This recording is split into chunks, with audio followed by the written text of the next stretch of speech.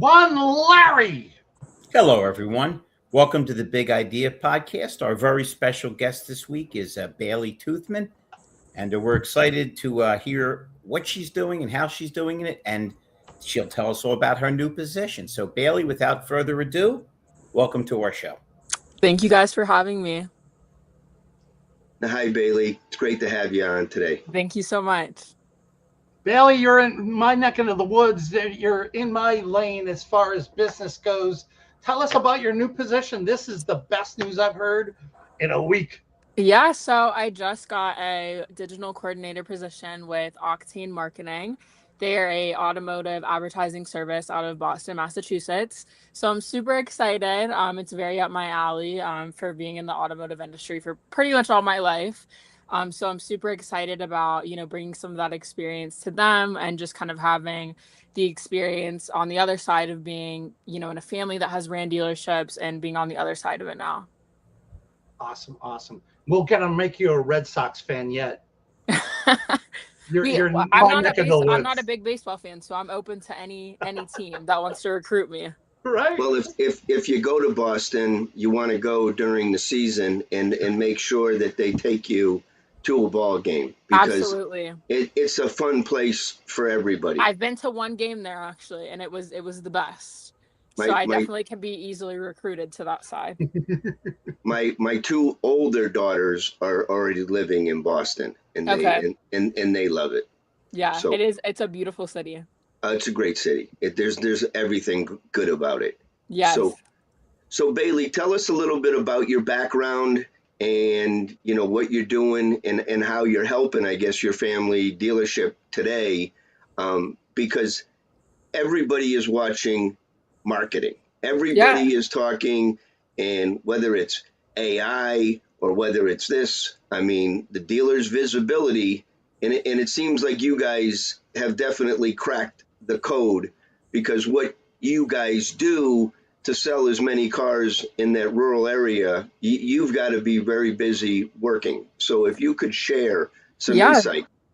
Yeah, so there's several different components to it. In the last 3 to 5 years, my dad and I have had a lot of conversations about how we can really narrow down.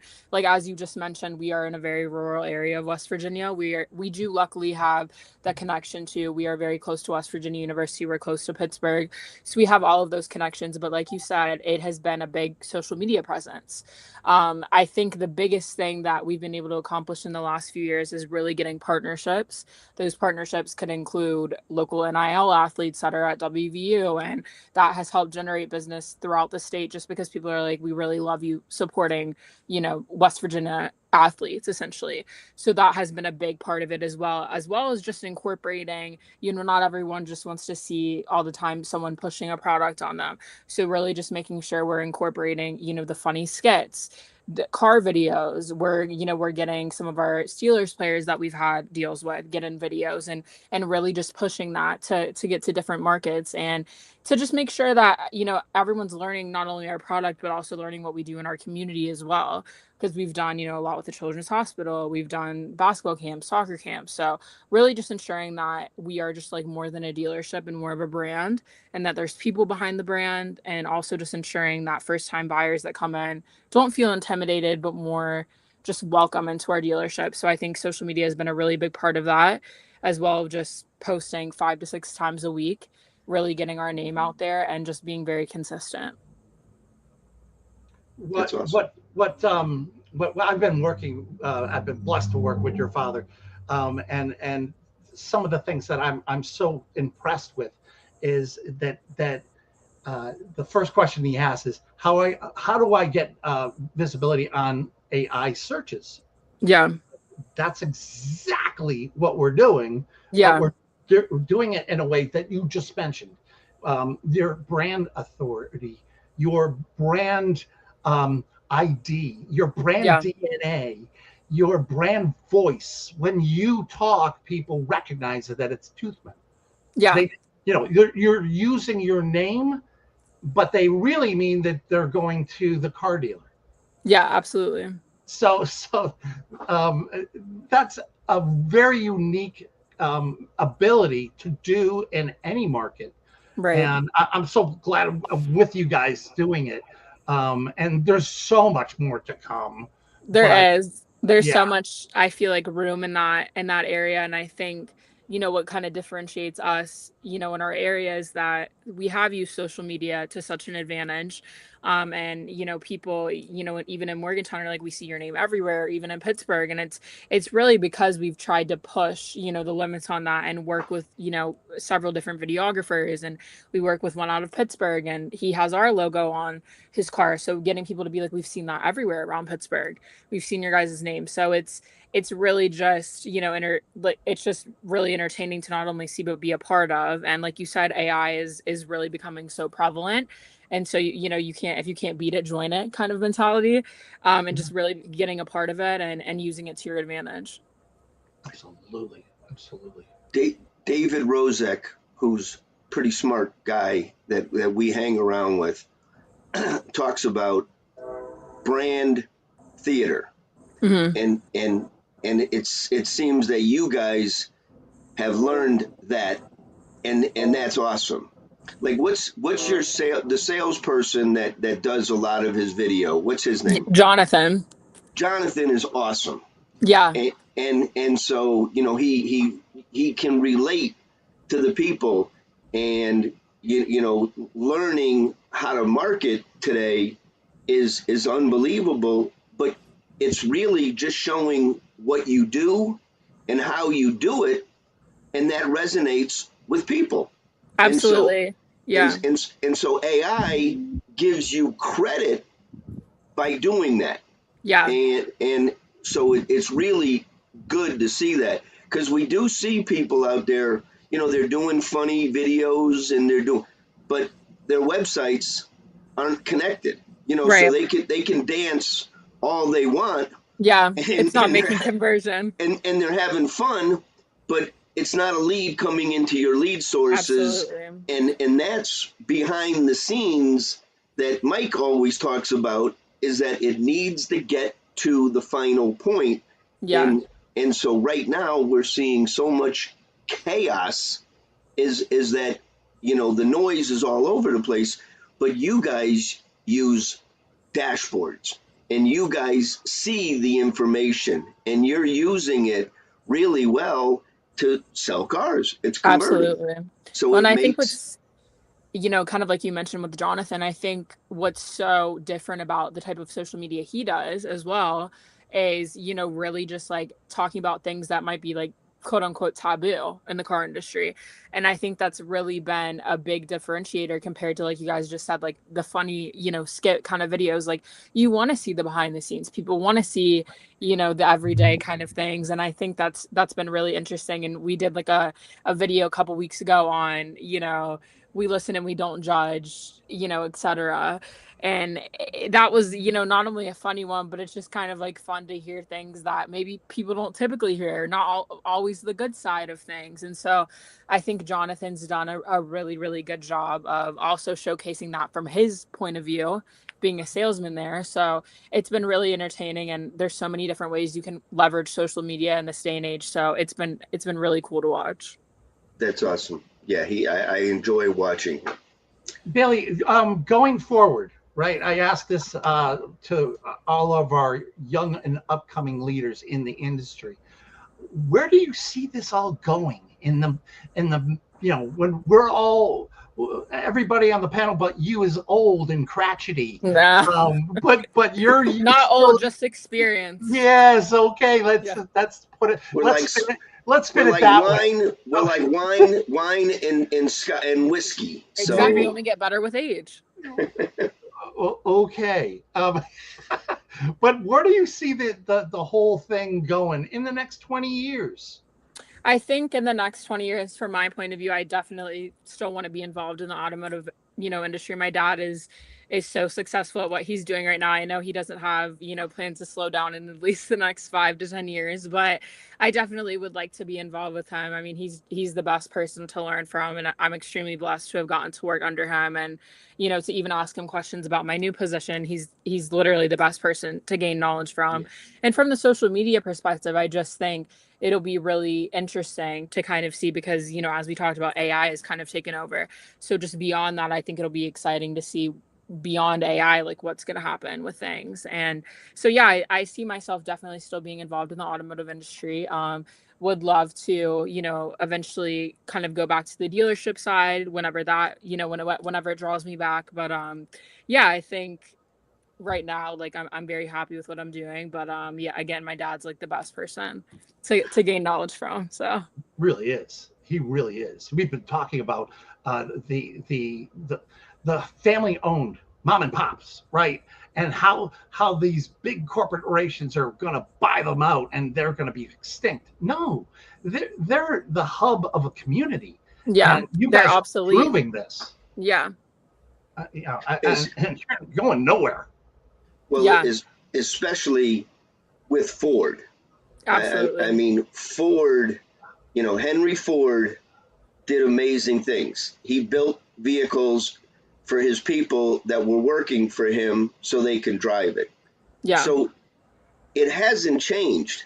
Chrysler and GM, they've had their challenges, but a family owned and operating Ford dealership can be, and usually a lot of places, is the pillar of the community. Absolutely. Yeah. And I Because think it's just in our community, especially, we live in a very small town, kind of like I've talked to Mike about. And, dealerships like that are the ones, supporting your local baseball team, supporting football teams, and supporting so many different areas. And I think what, loses a lot of people is that, when those go away, you don't realize how much they supported those type of programs. So being able to be, as prominent and successful as we have been in the community is just a very big blessing to not only, the community itself, but also to us to be able to help that and give back what West Virginia has given us in so many different ways. And it is, very disheartening to see, like, how they are becoming more obsolete in different areas, because again, like I just said, like bigger dealerships aren't the ones supporting the local programs, and they're becoming very self-funded, and so being able to do that and being a pillar in the community is very important to me, and just being able to help in any way I can. Well, everybody wins when you can give back, Absolutely. and when you can create win-win situations. And so I've always admired what a lot of these family owned and operating Ford dealerships have taken and said, we're not going to let the noise get in our way. We're going to plow through it. We're going to help the community. I mean, I just think about it every time. I mean, somebody may have some poor credit or whatever, and they can get themselves in an older Ford F-150.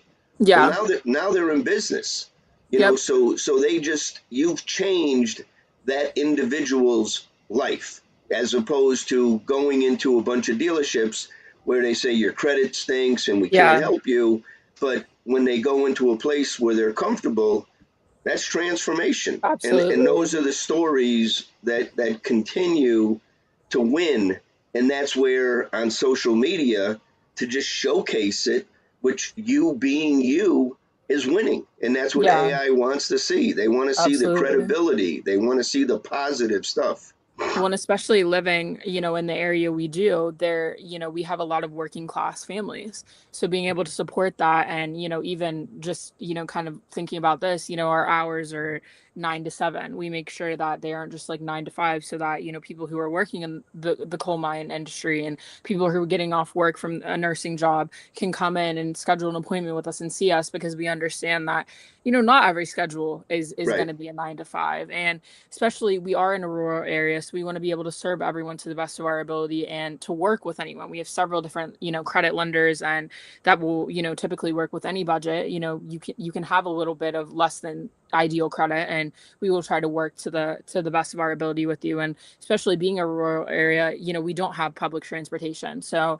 getting your own form of transportation is extremely important. And like you said, that can make the difference between, having, a pretty low paying job to a pretty, decently paying job in West Virginia, is just having that form of transportation. So being able to help the community in that is very important to us, and being able to work with any and every budget. We've done several videos on that, working with college students, working with up and coming adults is super important to us, because it's not just going to be everyone who, has perfect credit and, Sure. everything like that. Yeah. You bring it all. Do you get much involved with the used car acquisition? So I haven't gotten as involved with that side. I would say it's more, we do primarily sell used cars, like, as Mike I'm sure knows, and so I do get involved in probably minuscule parts of it, not as much as, obviously my dad, but I do try to listen in on well as many they conversations. well they're very successful, and they teach, with how to do it correctly, which is amazing, between what John Ellis and their agile auto programs. Yeah, I mean, it's such a win, it is. because they have all the data, and they're just coaching and helping dealerships buy the Yeah. local community's cars, buying their Well, it's customer. very transformative for dealerships, and it's really cool to see how that, has gone as well. And I've done some social media work for them as well for Agile, and it's just kind of it's such a great premise and idea, and it just elevates you, is the only word I can really use. It elevates you compared to competition, and it really just differentiates the type of business you want to do from what you've been doing, essentially. With what they've compiled with data that they have on their dashboards, is is a tool that every dealership should have. Yeah.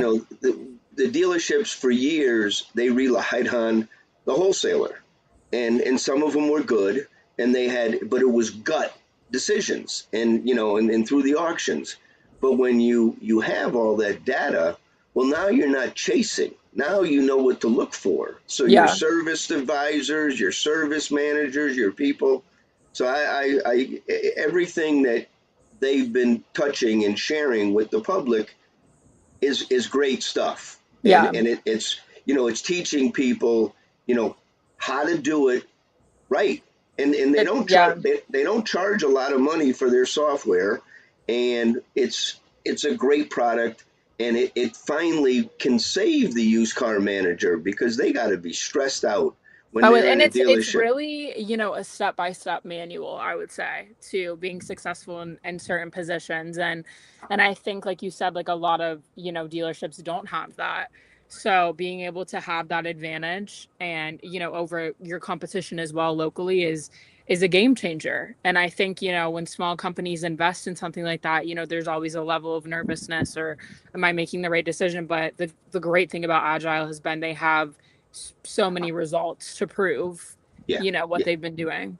yeah. No, they've worked very, very hard at what they've been doing so far. They have, Yeah, and yeah. John is such a, innovative guy, and has done so much good work for it. What is Mike referred to him? We had him on the show. We called him Nostradamus, and He is Nostradamus. I mean, and this guy is the economic report that he does on Clubhouse every Friday blows me away. I mean, I'm riveted and getting a hand cramp taking notes on what exactly he says. So, Yeah, he's the best. He's a great guy. so so so ba- now I got a quick question for you, Bailey. And the car industry is not perfect, Yeah, and they've got a lot of problems. right. Overall, what would you say is the main problem that is easily solved? I mean, it's I easy. think one problem that I'm seeing right now, just off the top of my head, especially with Ford, is that right now there's no vehicle that's in, a budget range. I think that, as minuscule as that sounds, there's no Fusion anymore. There's no Edge. There's no Focus. And it's like, as much as that sounds like, it is a very easy problem to solve. There would be a huge market for it, Sure. especially with young adults. And, really, Ford right now, we have the Ford Bronco, you have, the Mustang, you have the Bronco, you have trucks, but you don't really have a small car or a budget vehicle that we used to have 10 years ago. Yeah. And so I would say that's a huge problem in the market right now, because other, let's just think about Toyota, Chevy, any of those, they're all making vehicles still of that nature and that size. So it's really hurting Ford in that way, I would say, to not have a vehicle in that realm to fit those needs of consumers, essentially. Because, we get so many calls, even from our sister dealership in Fairmont. Do you guys, are there any new Edge models coming out? Are there any new Escape models? And it's like, it kind of breaks your heart to be like, no, unfortunately, there's not, because they were such good cars and the perfect size car. You don't always want to go to an Explorer. Sometimes you want the Edge, or a size below that. So I would say that's the biggest problem that I've been seeing from a marketing perspective, is it's hard to sometimes market those different vehicles when there's not really a size below, and not everyone wants to drive an Explorer at maybe 22, 23 years old. Yeah, I mean, that's the battle everybody's fighting, Bailey. And it's funny. Mike alluded to this when Henry Ford's philosophy was he wanted his people to afford the cars they were building, and he raised their wages, which made everybody insane, because other people are like, you're raising the ceiling for the whole market. He says, I don't care. I want the people that build my cars to afford them. I think at this point, everybody in the industry is going to have to adjust a little bit. Absolutely. Affordability has it's just gotten silly. It's gone out the window. Yeah, you're going to have to see that. You're going to have to see very strong lease prices. So even if people are trapped in a high payment, it's a shorter term high payment, and some of the inequity can be put away.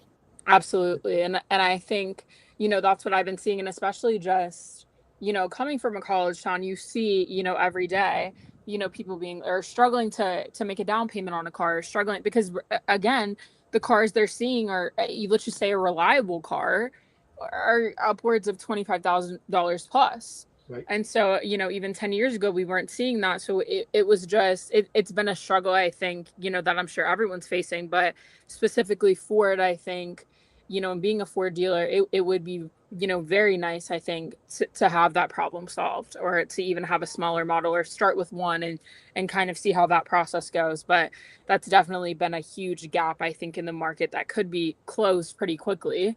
But just has not met the mark, I guess.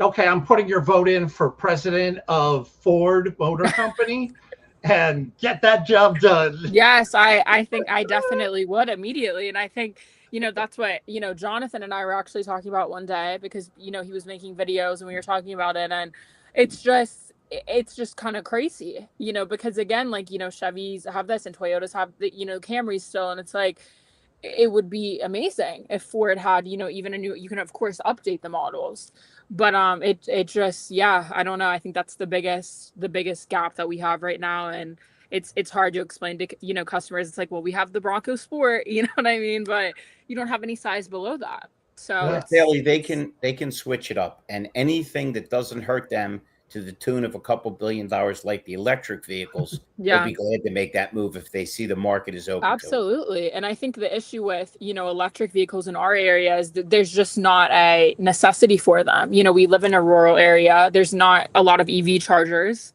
unless you're near a Tesla outlet. And there's just not that market. So again, that's kind of like, in California or in Florida, I think those might be more prominent vehicles. But in this area specifically, there's just not the need or want for that, because we don't have the resources to, basically provide that. So nobody has the resources. Yeah. Right. California has the most EVs, and they have the most brownouts. If they went full electric, the whole state would be a blackout every day. Yeah. It's scary to think about that. Well, I bought an electric Ford, the EV. Yeah. And I was doing a lot of traveling to Vermont, New Hampshire, and Maine. And in the winter, you lose 30% or more. So there was a couple of harrowing drives where I'm driving sure you through, had some scary journeys. and just like you said, though the individuals that live there, they're driving a truck. They're pulling something, whether it's a tractor, a boat, a construction equipment. They didn't want to go electric. They needed their gas. They needed their diesel. The farmers weren't so they didn't buy in as well, and so it is a very thin infrastructure for the It EV. is. And Yeah, we're in a very hilly region as well. So I think that's the other part as well, is that it's just, people like SUVs in this area, which is a great advantage, but it's also like, as far as the Mustang Mach-E's, it's not, it yeah, hasn't hit the market quite as well as I think maybe they anticipated. yeah. It's more of a city vehicle where Correct. you've got a lot of charging and things like Yeah, that. But absolutely. Well, they I say tried. bring back the Taurus, not for the affordability, because I was born in May. So don't mess with the Taurus or you get the horns. I loved the Fusion as well. That was one of Right. my favorites. I mean, they were great cars, and I think they were such a reliable car too. And I think again it's been a huge gap in the market, and it's like a disappointing gap because it again could so easily be closed right So now. And before the Camry jumped up, the number one selling car in America was the Taurus. Yeah. Obviously, the number one vehicle on the planet is the Ford F-150, but they had both ends of the market at that point. Yeah. And you have to, and I think that's the issue is, you're not only serving one market like we talked about, you have to be able to differentiate yourself. And just as an example, like our Ford dealership in Grafton has a very different demographic than our Ford dealership in Fairmont. We might have people looking at $70,000 vehicles in Fairmont and maybe a $20,000 vehicle in Grafton. So really making sure you can cover both of those different demographics is incredibly important, and Ford has not been able to nail that at all. It's just serving the one demographic, which is therefore leading customers to go to different brands, unfortunately. Daily, we try to keep this program short so we can get more eyeballs on it. So two things. One, we'd love to have you back in a couple months to hear how you're moving forward. I would love to. You've been a fabulous guest. And do you have any final thoughts, as to the state of the union, the state of Bailey Toothman and every I other would guy? say my dad would probably be very upset if I didn't say cars cost less in Grafton. So I think that'll be my last thought of the day. But thank you guys so much for having me on. I've really enjoyed talking to all of you guys. Bailey, it was great having you. Thank you guys. Awesome, guys. Have a great weekend. Thank you.